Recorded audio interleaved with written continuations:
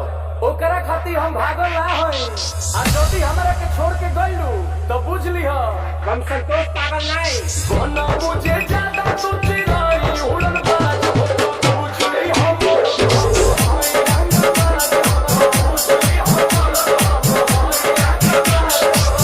जाने तू कि हम ग्रेड ए पढ़ नहीं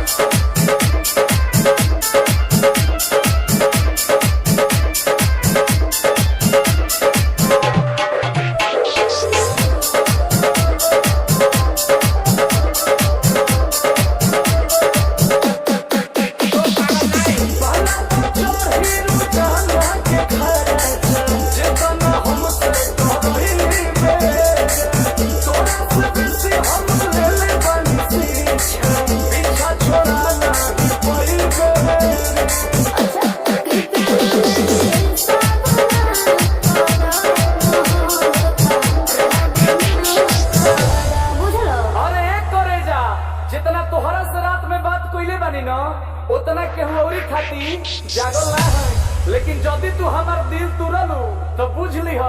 हम संतोष पागल नहीं कोना मुझे ज्यादा तू चिराई उड़न बाज बुझ ली हम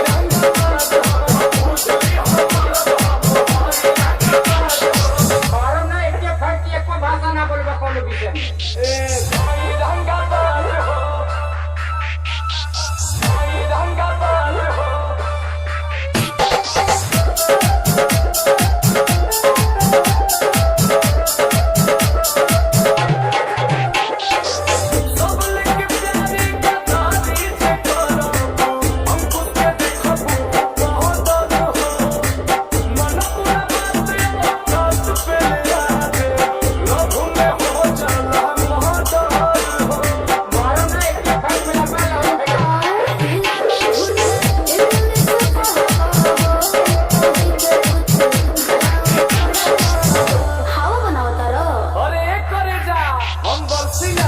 खाली गर्जे वाला बादल ना होई